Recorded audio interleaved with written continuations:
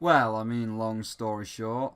This game is ultra mega ass. Yeah, pretty much. It's the first game since Kojima left.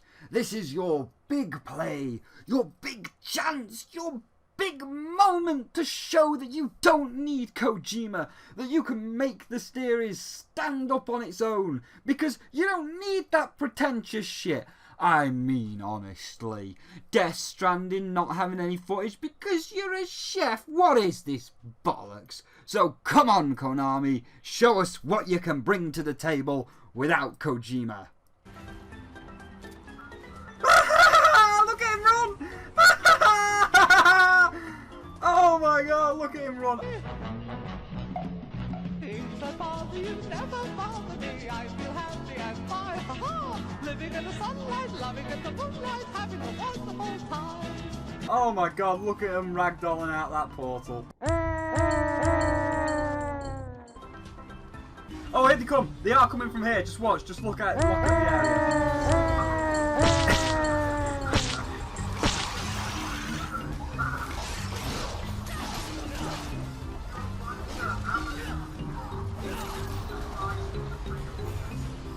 Yeah.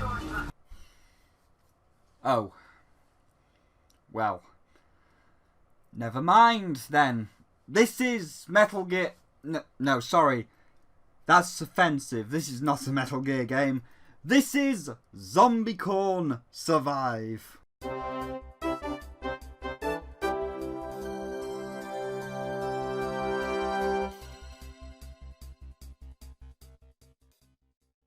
They are some of the most generic AAA graphics you'll ever see. Like, you would think with the Fox engine and the Phantom Pain assets, they would make it halfway decent. But decent costs money that Konami does not want to spend. So it's your typical dirt brown, gunmetal grey, all sewed together in a foggy, dull map. Even the assets from the Phantom Pain somehow look worse than they did in the Phantom Pain. Like, oh man, it looks kind of good here, but then here, oh, it looks like it's from a PS2 that someone stepped on and then buried at the bottom of a landfill. And it just all looks so unappealing. Even the box art. Like before, we had the great artist where he did this, this, this, and this. But here, it's just screenshots, as the original artist left long ago. And again, hiring someone to draw new ones costs money that Konami will never spend. So here is your generic Call of Duty box with some generic shooty bang bang screenshots for its generic Call of Duty survival game.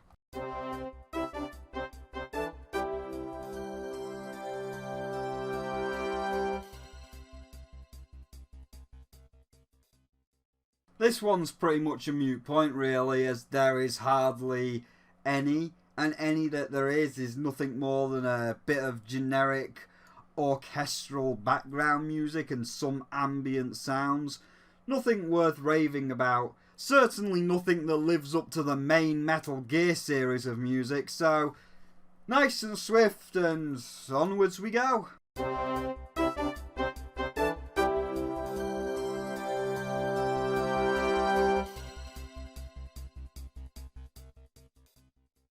The story is pointless.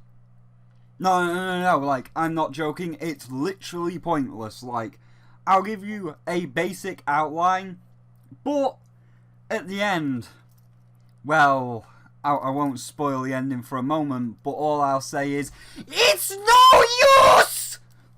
So, basically, during Metal Gear Solid 2 or 3, I forget which one, but the base gets sucked up by a wormhole.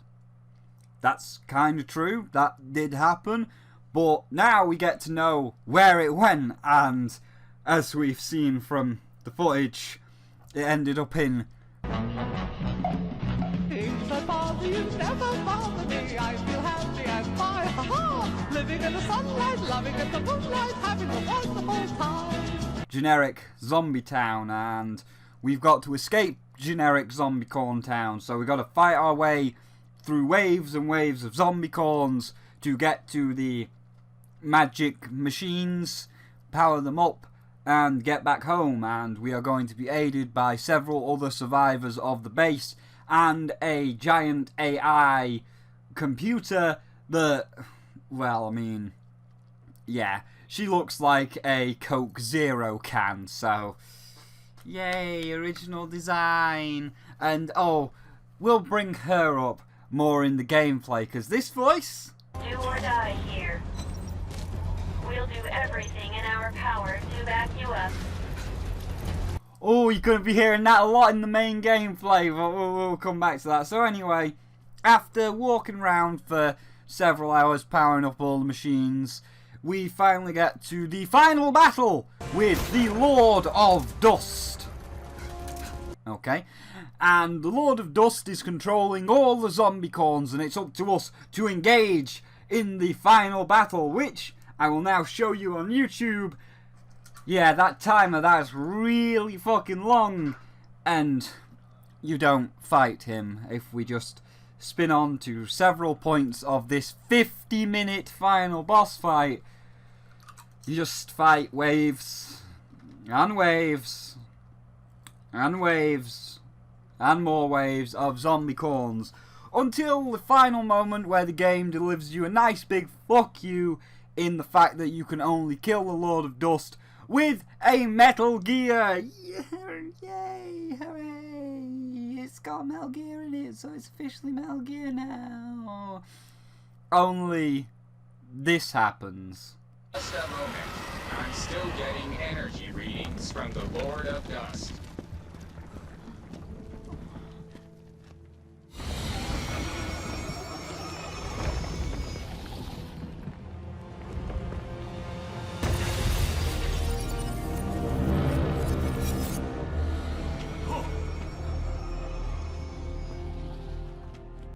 Oh man, it's not dead. Well, that's a bit of a pisser. Why did it put itself back together? Why did the final boss not die, Konami?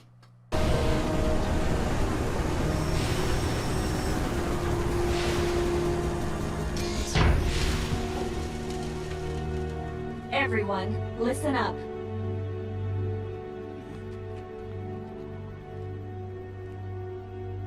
There is only one way to defeat the Lord of Dust.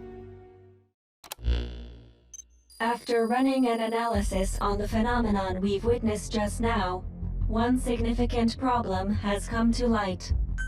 The Dread Dust didn't begin their existence as organic life. Therefore, they have no concept of death. They began as nanomachines. As long as they have no concept of their own death, they will not cease to function. What? What? What? Are you fucking joking? Are you actually fucking with me right now? That's your explanation of why it did. That's the explanation. That is the explanation. That right there is the explanation. That's not a joke. That is the explanation. Okay then, that's the explanation. So, how do we cure this explanation, Konami? How do we rectify this problem, Konami? How do we destroy this thing? There is only one way. I must become one with the Lord of Dust and reveal the concept of death to all Dread Dust. Once this has happened, fire the railgun at the Lord of Dust and me. Seth, a human being, understood death, the dread dust that infected him. Because it was so dependent on the properties of its host, when Seth's body was destroyed, so was the dust within him. I will do the same thing to the Lord of Dust. But Virgil, if you do that, you'll... I am ready for that. Do you even understand what death is? At the very least, I have developed my own interpretation of it. I have spent a long time with the Karen Corps, the captain, and all of you. Journeyed with you, fought alongside you. I have realized that your existence is fragile and fleeting. And while the dread dust was eating away at me, I became aware of a concept, an aversion to my existence coming to an end. This could even be called fear. Existence is finite, life is precious, and death is sorrowful. Captain, is my understanding correct? Then I think we have a plan. This truly will be the final battle. The meaning of life, the reason for death, the value of existence. I will teach these to the dust. I will teach them everything I learned having to survive in this world with all of you. Oh, but of course, because it's just that simple, isn't it? It's just that simple. The Coke Zero can just has to give it the actual concept. It's not hard, really. It's not like it's just a fucking nano machine and, oh, I don't know, if I smash a machine, like if I were to say, take a hammer to the disc of Metal Gear Survive and smash it into 1,000 pieces, it won't work anymore, so it's fucking dead, but... No, that's fine. That's fine. It's fine. We'll do that then. And then we get all of the big slaps in the face. So the Coke Zero can flies into the Lord of Dust, of course, gives it the concept, and we shoot it with the laser gun again. And as we do, oh, we got a trophy. Sacrifice. The Coke Zero can sacrificed itself. Oh no, look. Everybody's sad. What a sad moment that the Coke Zero can died. Psych! No, it hasn't!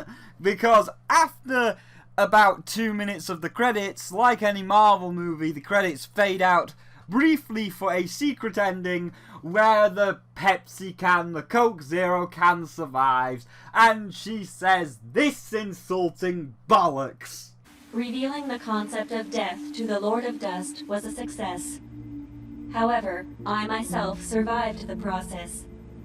Though the destructive power of the railgun was extraordinary, as you can see, it didn't destroy me. It appears my body was built with the same materials used to construct nuclear blast shelters. According to my analysis, it was designed this way in case of nuclear war. This was quite a surprise. Oh, really? Really, Coke Zero can? Your metal just happened to be the same metal used in nuclear bunkers and the Metal Gears. Of course it was.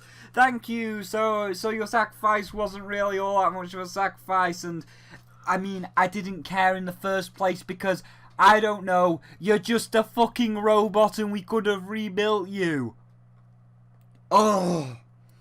However, then comes the biggest slap in the face. So, remember that portal that the Lord of Dust was opening up? Well... But I couldn't have expected what happened next.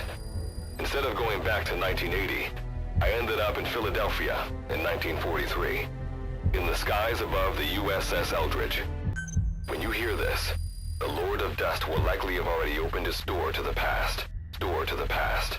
Door to the past. Door to the past. Door to the past.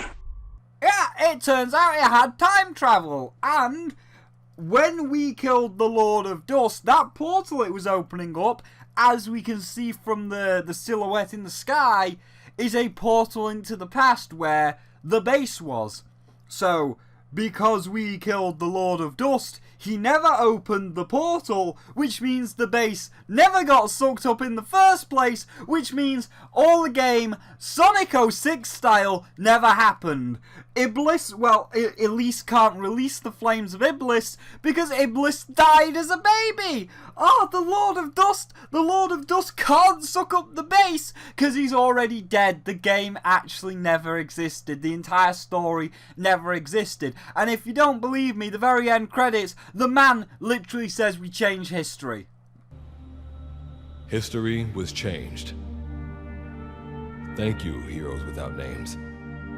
Fuck you, Konami. Fuck you. Fuck you. Fuck you. And if that's not bad enough, despite the bollocks that they've been talking, despite the Sonic 06 haha, this game was actually pointless because we killed the final boss before it actually sucked everybody away, so history got changed and it never actually happened. After all this, they still have the absolute gall, the tenacity to hint at a sequel, to hint at a Survive sequel. Here you go. But this isn't the end. Now it's my turn to fight. Are you off your trolley, Konami? You really think you're getting a sequel after this? You really think you're getting a sequel? Fuck you, Konami!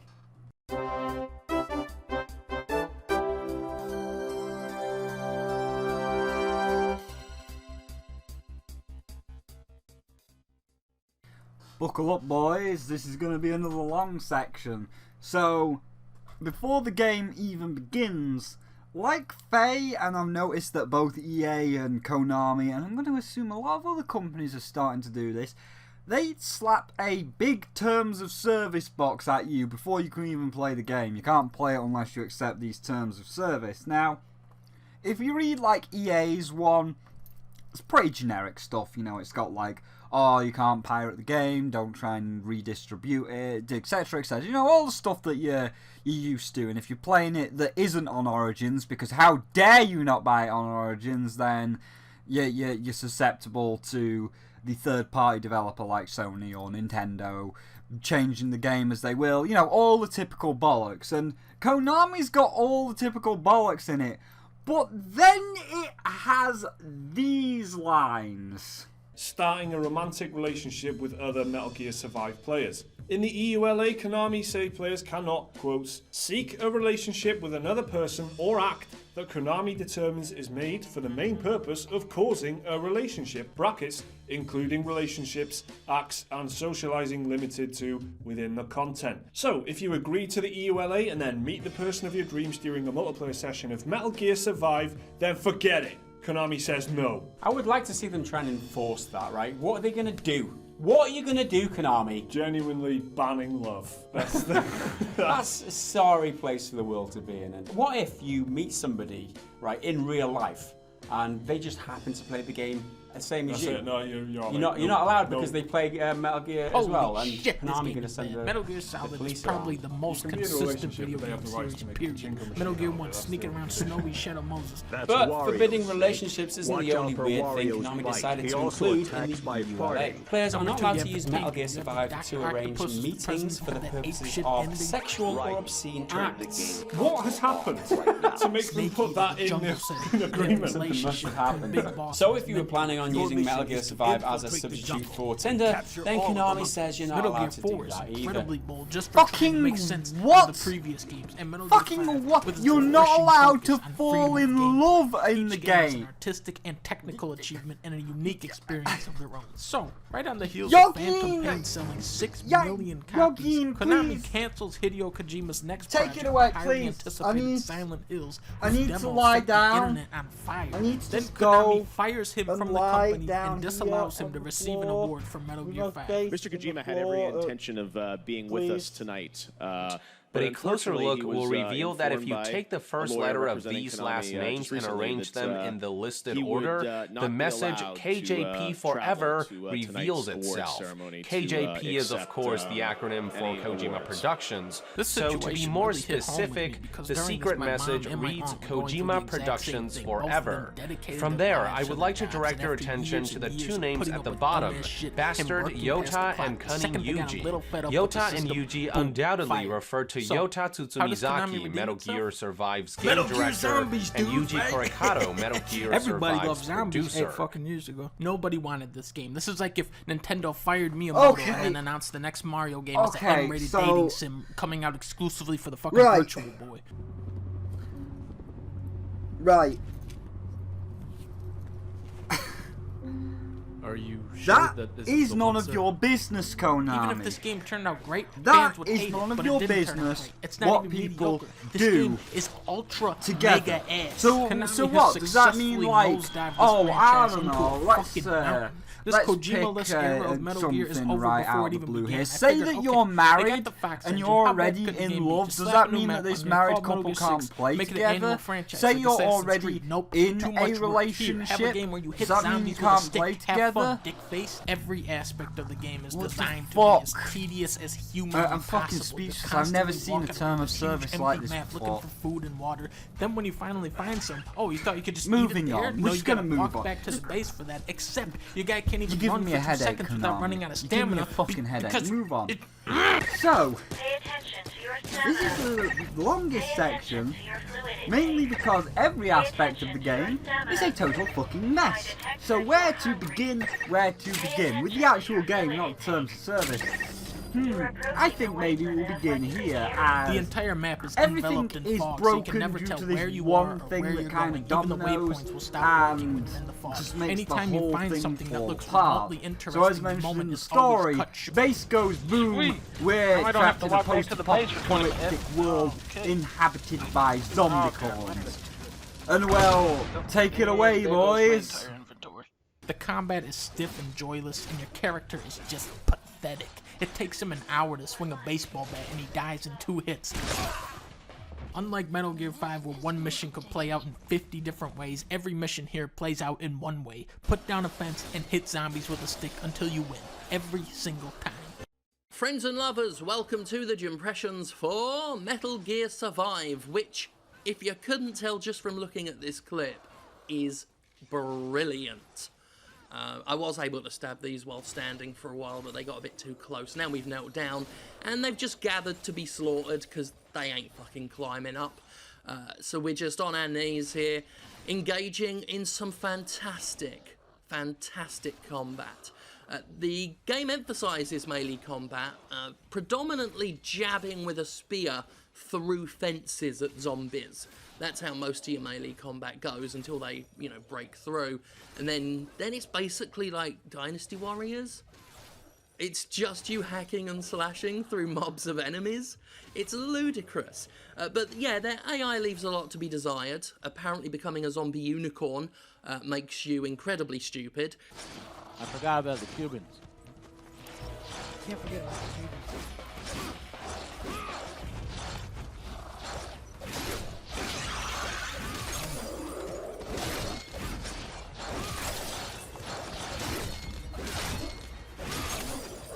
All you need is a higher ground. You got this game. Does this look fun to you?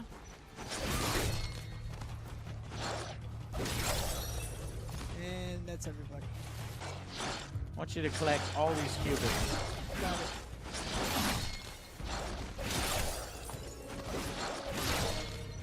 Alright. Yeah, to say the AI is bad is being generous.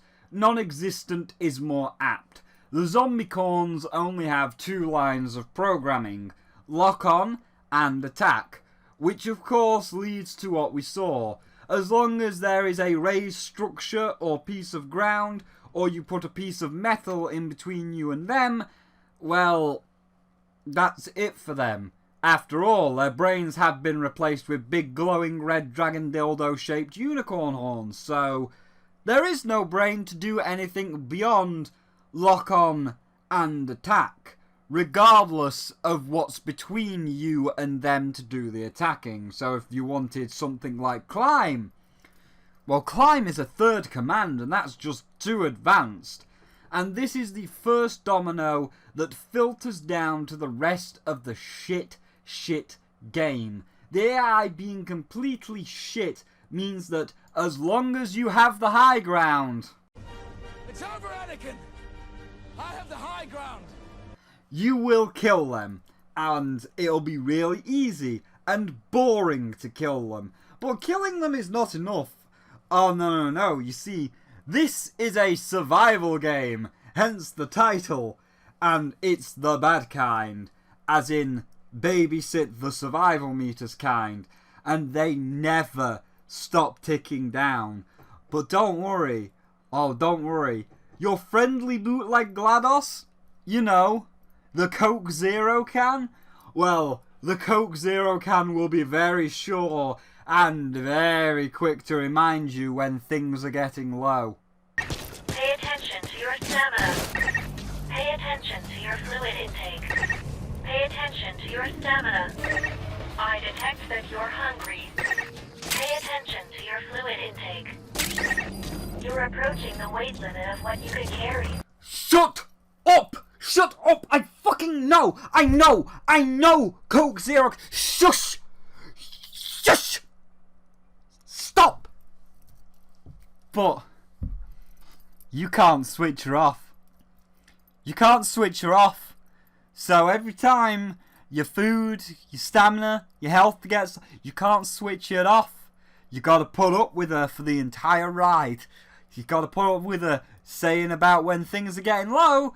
And in the cutscenes, I mean, you can switch the cutscene volume off, but you gotta be warned when your survival shit's getting fucking low!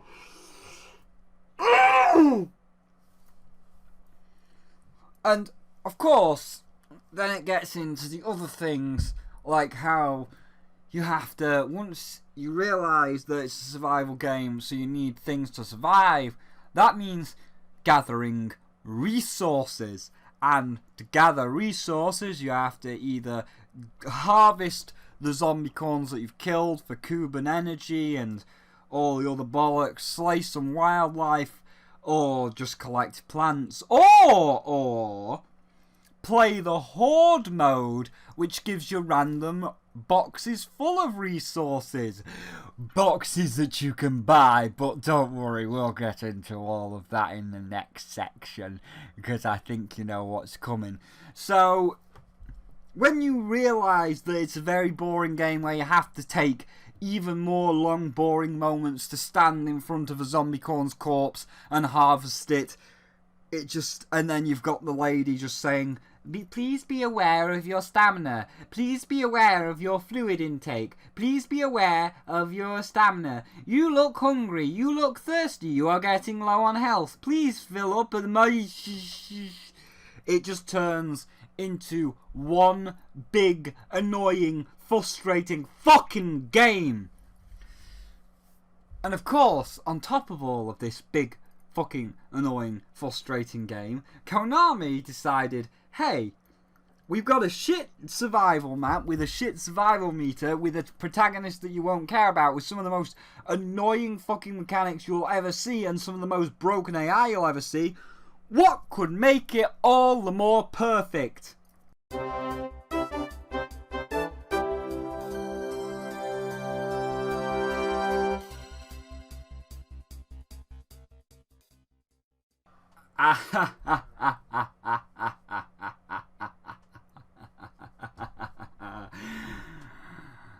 What did you think Konami, of all companies, would not have these? Oh, you sweet summer child, of course not. During my first impressions, I noticed and said, when noticing this visual, what I thought. And I'll even edit the things in for your viewing pleasure. I got springs, I got fibre, apparently I got a...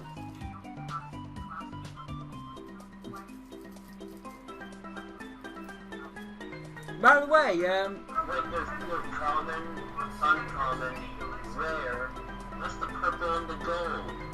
What do you think the purple and the gold is, Midnight? Very rare? No, epic and legendary.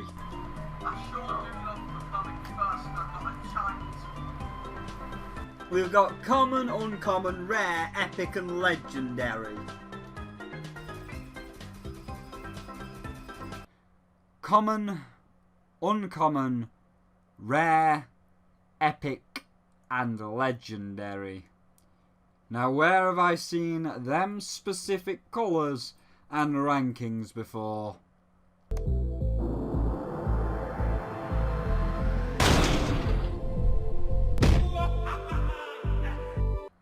Oh yeah, that's right. every single game of the past few years that's wanted to indulge in some kind of gambling system. And guess what? No difference here. Oh, but Konami could not stop purely at gambling boxes.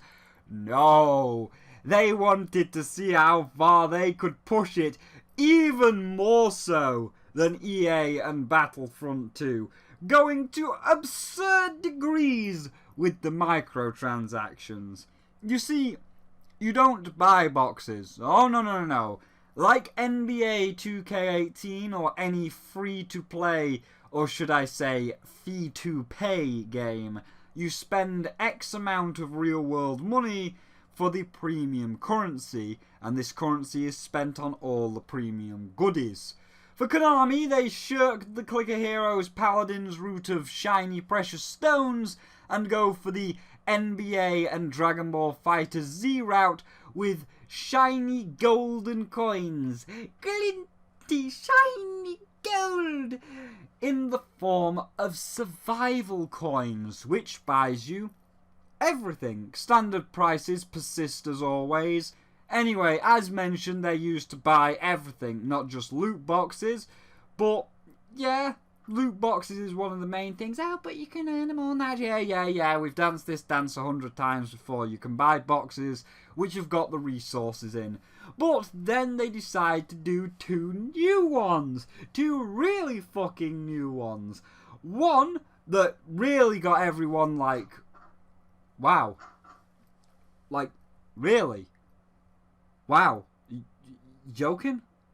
Boosters aren't even the worst culprits. On top of all that, website Game Rant reported in a recent article that in order to store multiple characters in the game, you have to spend money on microtransactions. The way it works is that by default, the game only offers one character slot. So if you want to make a new character, you'll either have to delete and overwrite your old character, or pay for an additional slot. As for how much additional character slots cost, they will set you back 1,000 SV coins each, and with the current pricing model, the only way to get that many SV coins is by spending at least $10. I'm sorry, what? No, okay, no. This cannot be real. No. It's a joke, right? Like, it's a joke. Yeah, Spyro, no, it's not a joke. You only have one save file, or as they call it, character file, and if you want more, each additional save file costs 1,000 survival coins. Spoilers, the only way to get 1,000 survival coins is to buy the 1,000 pack that is $10, so each additional save costs $10. Yeah, okay, funny joke? Like, alright, I'm like Frostar, I'm the jester, haha, everybody laugh at the retarded purple dragon who still hasn't got his remakes, but everyone else did, including Medieval and fucking Bubsy. Ha, they got their games before me, ha.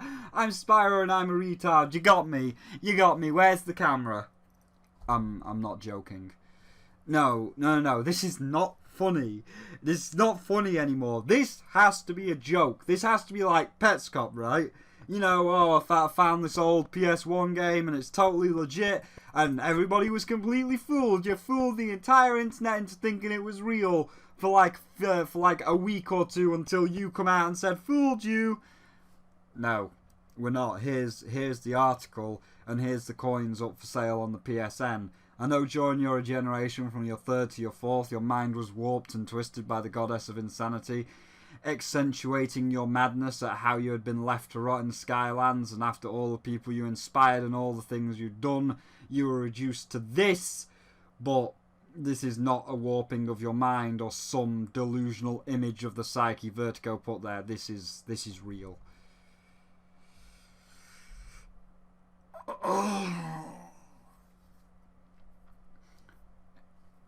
Excuse me for a moment.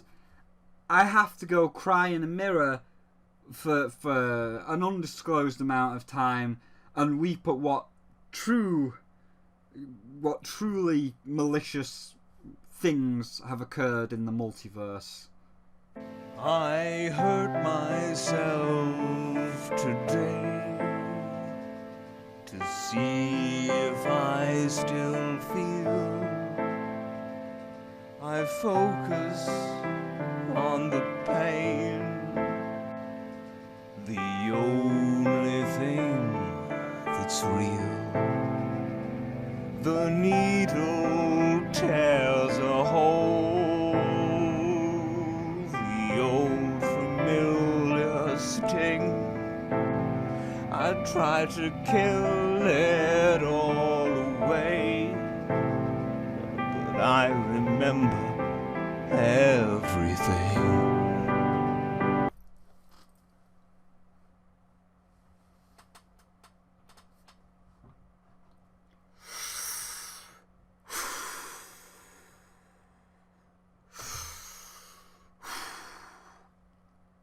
Okay, so after that moment of self-actualization, that a company would actually do this. After that self-actualization, that Konami, this is real, this is not a joke, this is a real thing, that they want you to pay $10 for a save file. Let's continue. Let's continue. So yes, survival coins buy you everything because Konami wants you to literally buy everything. You can buy the boxes with the resources in, as mentioned, and picture there. You can buy a freaking save file. A save file, as mentioned, and picture there. And you can buy Merc missions. What? So, you know in Xenoblade Chronicles 2, where after a certain chapter with Van Damme you unlock the Merc missions and you can send all of your rare blades out on the Merc missions and they can gain better skills, level up their affinity and so forth, and it's all completely free. You have to buy each one separately and survive. You have to buy each one separately in survive. And of course, it doesn't stop there. Let's just have Gaeing again, because Konami is annoying me. Read off the list, please, Yog. Transactions that paywall basic game features behind exorbitant fees. The game charges $10 for each of up to 3 additional character slots beyond the initial one, $10 for each of up to 4 additional crew deployment slots beyond the initial one, $3 for each of up to 4 additional gear loadout slots beyond the initial 4, $5 per weapon storage upgrade, and varying fees for things like gameplay boosters and emotes. Thank you very much, sir. Holy shit, Konami. And the fun thing is, the actual real fun thing is, they still want you to buy the game initially. It's not even a free-to-play game. They still want you to pay for it before all this shit. Holy fuck. Holy fuck. I can't believe that. I can't. So, of course though, this is a nice welcome to 2018. What a good game to show that you are a 0 out of 5. There is not even a final verdict. I mean, there is. Like, just normally, if you couldn't tell by my tone of voice, it's fucking horrible. Do not buy it. It's fucking bad. But because it is a premium paid-for game with microtransactions, it doesn't get a score. Immediate 0 out of 5. Broken gem. You have been disqualified. And even if you had some decency, you are on the worst games of 2018. And holy fuck, I think you're number 1 at this point. Oh. Jesus Christ. So, that's Metal Gear Survive. I'm going to go and play a nicer game like Faye that's got a lot more positivity and won't make me have a goddamn fucking seizure because Konami... Fuck Konami. Fuck you, Konami. So, that's the review. We've got a lot more positive reviews coming, like Faye and Celeste. Indie games that are a lot better than this AAA bollocks. AAA with microtransactions. You got fucking disqualified. Fuck you, Konami. So, even if it didn't have the microtransactions, there is nothing worth going for. There is nothing worth paying for. It is bad. This shit is worse than Mass Effect Andromeda. Exactly, Donkey. It's fucking worse than Andromeda. It's worse than a lot of shit. It's just fucking bad. And you, Konami, you are absolutely fucking delusional if you think you're getting a sequel. No fucking chance. So thank you all for watching, and I will see all of you in the next one. And remember, fuck Konami.